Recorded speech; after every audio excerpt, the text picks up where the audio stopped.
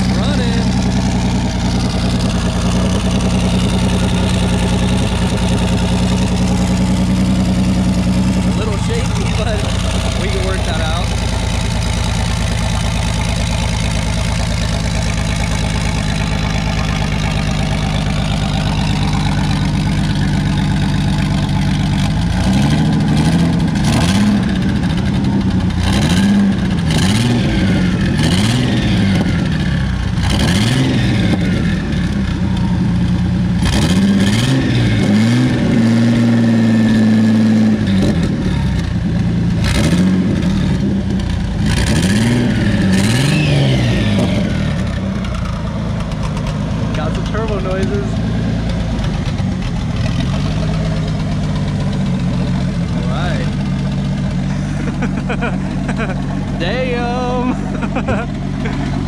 Sick, no leakage or anything? Damn, I don't see nothing under there.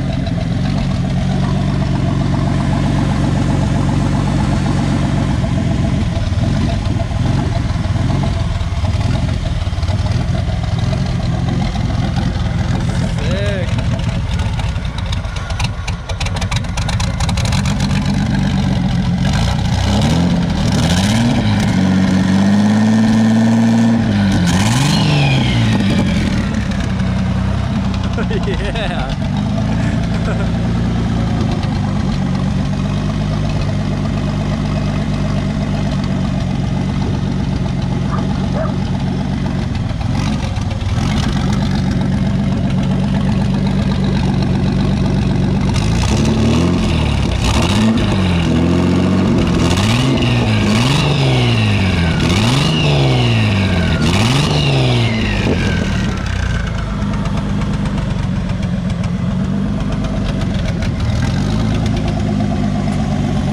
Hey, welcome to today's video. Anyways, guys, we got the Mustang started. So, it's been a really slow progression with this car.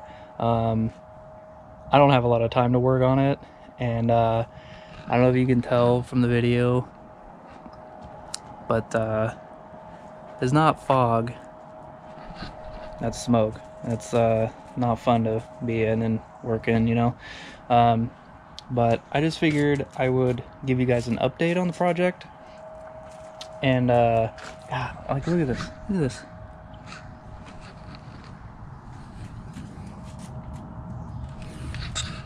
That's ash. Ugh. Anyways, what we've done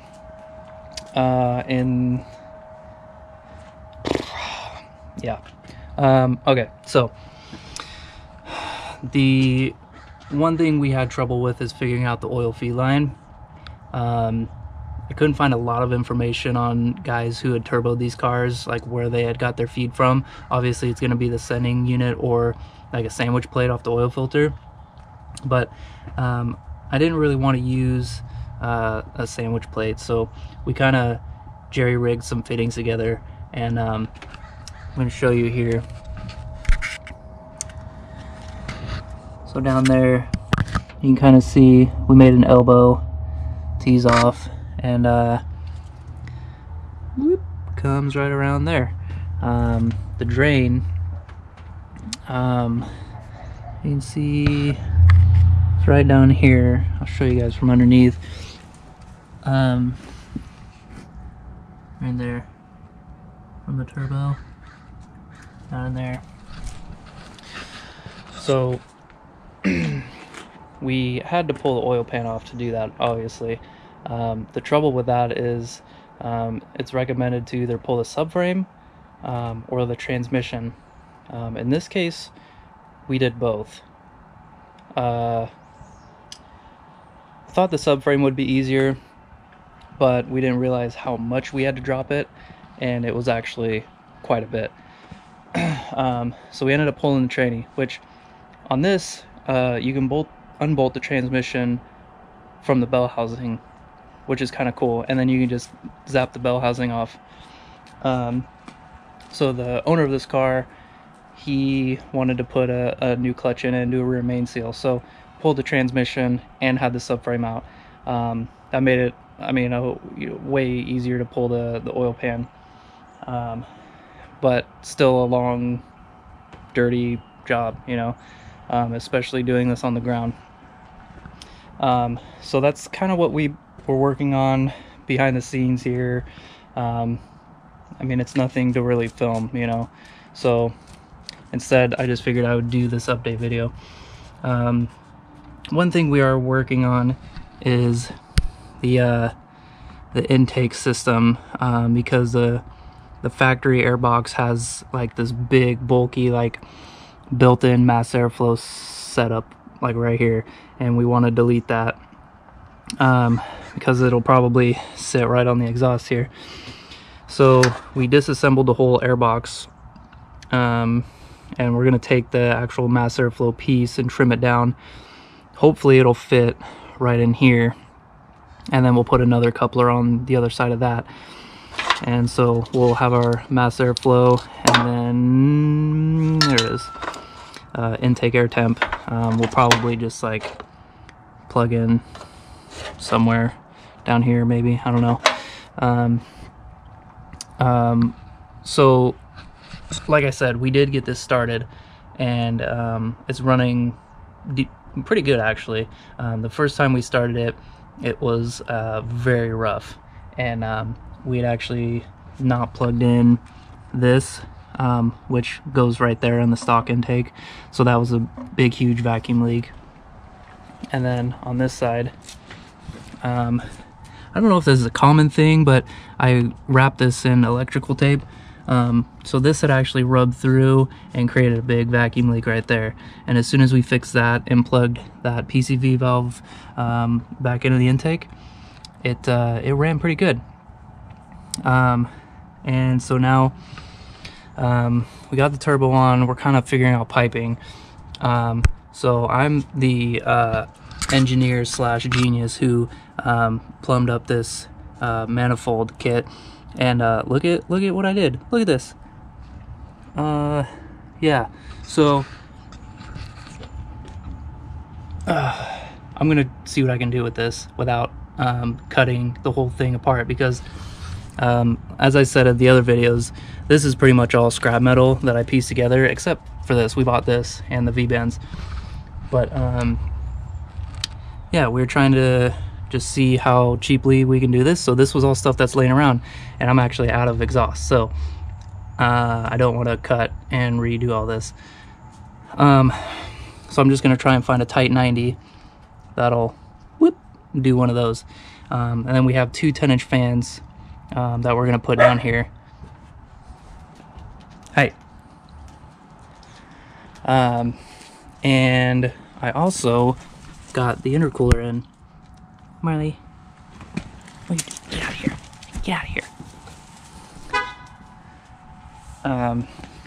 Yeah, so I got the intercooler in here, and it actually is like perfect. It fits perfect. I did not trim the bumper whatsoever. Yeah, so that's mounted. We're pretty much just waiting for intercooler piping right now, and couplers. We also have the 4-bolt flange coming. Some of you may have caught that we switched the turbo. So we had an internally wastegated turbo on here, and I did not like that setup whatsoever. So we are gonna switch to an external wastegate, which means this is coming back off, so I could weld in wastegate pipe and flange. And then we do have exhaust work or piping coming in, so I could, I don't know, I mean, fix something up.